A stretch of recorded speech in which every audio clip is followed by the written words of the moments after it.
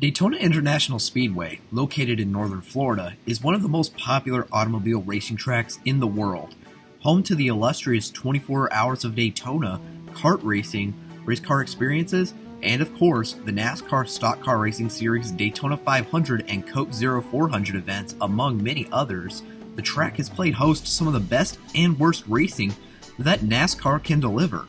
That being said, some of the scariest crashes in NASCAR history have occurred at Daytona, many in recent memory, but some of the most terrifying have occurred in a long-forgotten age of NASCAR competition, back when television coverage was extremely limited and when stock cars looked closer to street cars. Turn 4 at Daytona has always been intertwined with calamity and tragedy, with some of the worst crashes of recent memory occurring within this corner, including the crash that took the life of legend Dale Earnhardt Sr. But from the track's inception to the mid-1980s, Turn 4 would be feared not for the outside wall, but the inside. In my previous video of this topic, I explored 6 crashes that occurred in this corner. However, upon another viewer noticing that I had left out a crash, I dove deeper into the rabbit hole and ended up doubling that list. 12 wrecks all occurred that struck the inside wall off Turn 4, or came very, very close to missing it. And now hopefully this list is the comprehensive historical dive that I originally failed at achieving. This is Calamity Corner Revisited, Daytona's Turn 4 pit retainer.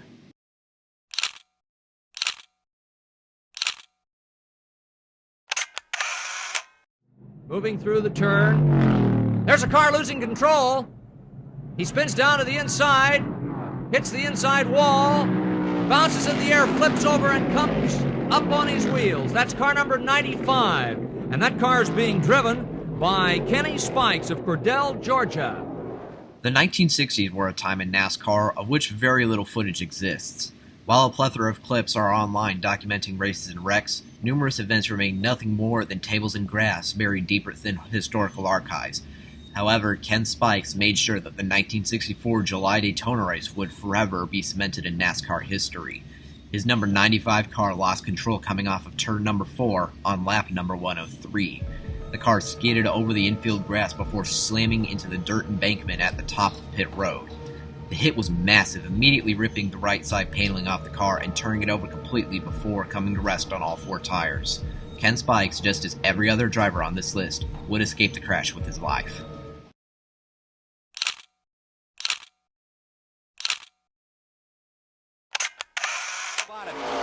Back in turns 3 and 4, working lap number... Oh! Crash at turn 4. Neil Bonnet. Spinning. Harry Gant out of control in number 12. To the wall. Gant goes back into traffic. Another car just missing him. My goodness. What incredibly lucky Harry Gant. The absolute worst circumstance that can happen in NASCAR. He hit the end of that pit wall there, threw him back into the track, and he was just missed by everybody. This event is quite possibly the most influential NASCAR race of all time, rightfully known for the last lap crash and subsequent infield brawl between Cale Yarborough and the Allison brothers. A much more harrowing crash occurred on lap 74. Neil Bonnet initially spun off the corner, but Harry Gant, running his rookie season in car number 12, would spin down to the inside and impact the wall. The wet grass did absolutely nothing to curb the number 12 car's momentum, and Gant would be flung back out into the racing groove. Thankfully, oncoming traffic was able to miss his car, and the 12 machine would come to rest against the outside wall. Gant was unhurt in the crash. He would go on to have an amazing career in NASCAR, scoring many wins before retiring in 1994.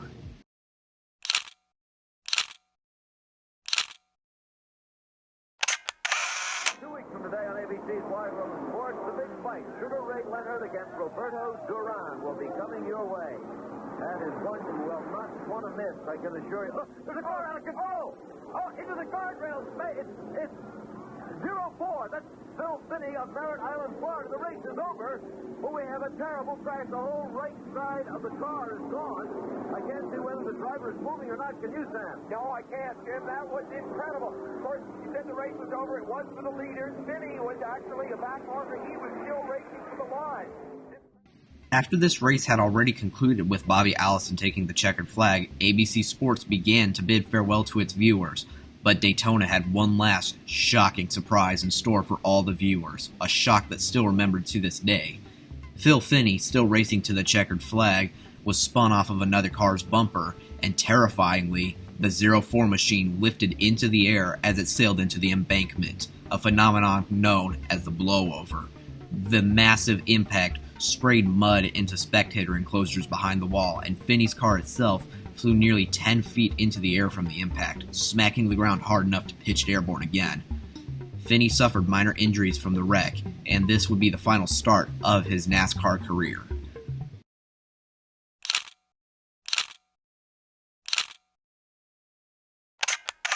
New downsized cars. Waltrip. Oh, and a crash there. Number 49, Dinwiddie. Harry Dinwiddie slams the wall. Bouncing back into the track, but luckily he was running at the tail of the field and there's no one to follow him up. Harry Dinwiddie trying to get it under control and brings it down. Dinwiddie in big trouble as he came out of the fourth turn. They are under caution. The 1981 Daytona twin qualifying races are etched in history, specifically for Johnny Anderson and Connie Saylor's flip during the first duel. Someone else, however, would shortly earn the spotlight in the second, as Harry Dinwiddie in the number 49 car mirrored Harry Gant's wreck from 2 years prior, knocking the right side off the car and then spinning back into the racing groove.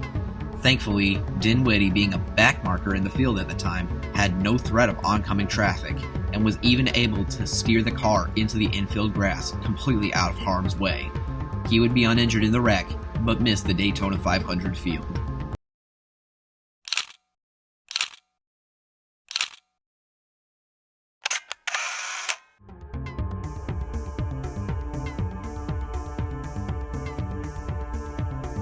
The Automobile Racers Club of America is, today, a lower-tier series of NASCAR.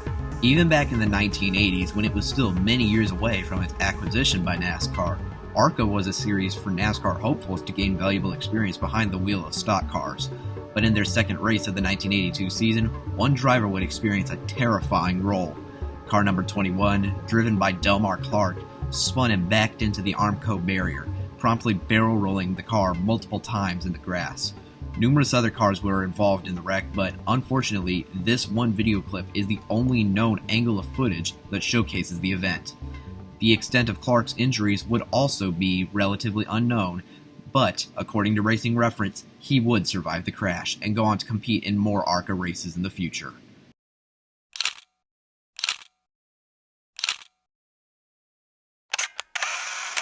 Dropping on the inside.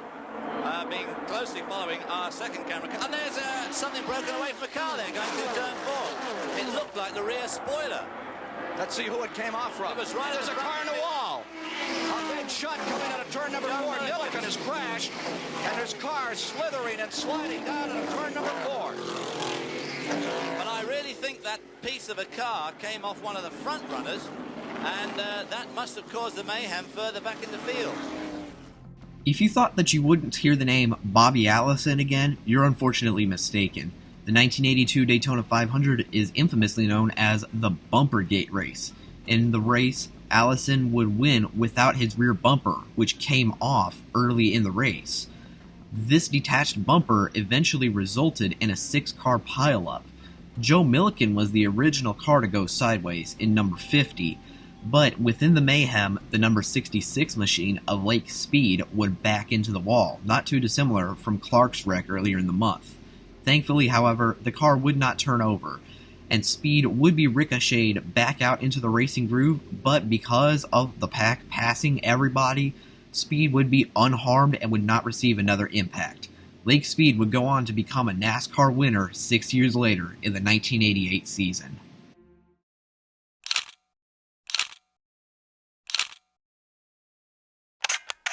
Ford stay out in front as they come down to complete the fourth lap. Somebody's in the wall. Trouble coming out of turn 4. Bobby Allison slams the wall. Bobby Allison, Chevrolet Monte Carlo destroyed, and for the first time in the 5-year history of this event, there is a caution, and I believe it will go right to red. In 1983, the Winston Cup Series preseason exhibition event saw its eventual champion have karma strike back after instigating the previous incident. Allison's car, just like the others in this list, spun into the grass and then into the barrier. The steel guardrail pitched the rear of the number 22 car into the air, spraying strips of metal debris in the direction of the spinning car. Bobby Allison would be completely unharmed in the wreck, and, as previously mentioned, would win the championship for the series in the 1983 season.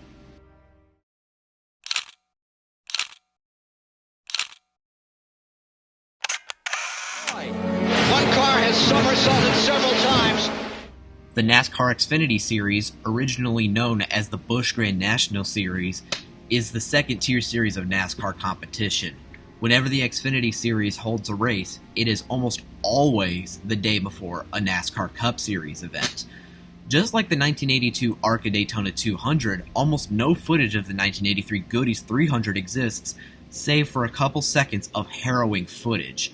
Car 06, driven by Rodney Howard, is shown barrel rolling after striking the wall, just like Delmar Clark the year prior. However, in the rollover, the car digs into the grass, ripping the roof off of its intended location. Almost nothing is known about this wreck as well, but according to Racing Reference, Howard would indeed survive this wreck.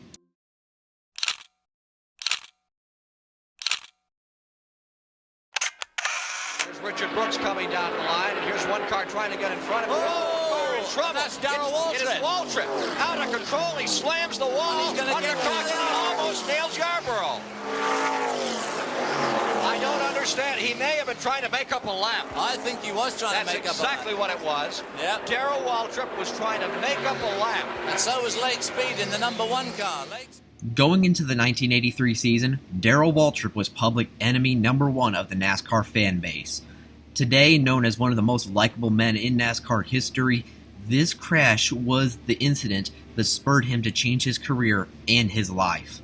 As Richard Brooks in car number 90 slowed in front of him, Waltrip's 11 spun out as he took evasive action, and he walloped the wall. The angle of impact immediately ricocheted his car into the track, narrowly missing multiple other competitors, including eventual champion of the Daytona 500, Cale Yarborough, before whacking the outside wall at near full speed. Darrell was shaken, but okay. He accredits this crash to, quote, literally scaring the hell out of him and inspiring him to take on the Christian faith, of which he still follows to this day. He would continue competing in NASCAR until 2000, including winning the Daytona 500 in 1989 and his third and final championship in 1985, before transitioning to the Fox Sports booth in 2001.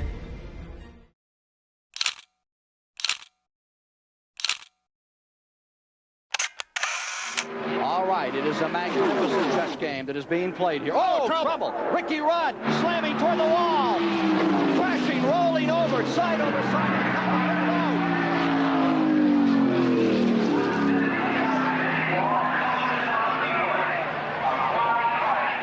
Ricky Rudd, Ford automobile, out of control, side over side several times. Although this crash did not involve an impact to the wall, it was frighteningly close. Just a year after Bobby Allison's wreck in the Clash, another crash would upstage it and become one of the worst crashes in NASCAR racing history, as future Hall of Famer Ricky Rudd in the number 15 car would go for a wild ride. Rudd, still in the beginning of his long and storied career, was tapped from behind and immediately spun and blew over. He then fell back down and dug into the earth, catapulting his car into a vicious series of sidewinding rolls. Rudd would be momentarily knocked unconscious, but would race in the Daytona 500 the next week, taping his swollen eyes open to be able to participate in the event, one of his many Iron Man moments in the sport.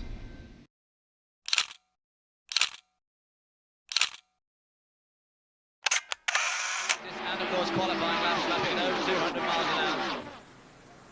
Oh, level and in trouble is 07 LaJoy. Randy LaJoy slamming into the wall. Randy LaJoy out of Norwalk, Connecticut, destroying his automobile. Randy LaJoy, second generation driver, absolutely destroying the Bob Johnson car number 07. Randy LaJoy, father of modern Cup Series driver Corey LaJoy, was exploding onto the scene in the 1984 Daytona 500 qualifiers, although for all the wrong reasons. His number 07 car was loose in turn number 4 and spun out on its own, before terrifyingly vaulting over the paved road course chicane in the grass and slamming undercarriage first into the retaining wall. The damage was massive and only compounded by the ensuing series of intense somersaults. Randy LaJoie would suffer moderate injuries in the crash, but would thankfully recover and go on to become one of the best drivers in NASCAR Xfinity Series history, winning 2 championships in the late 1990s.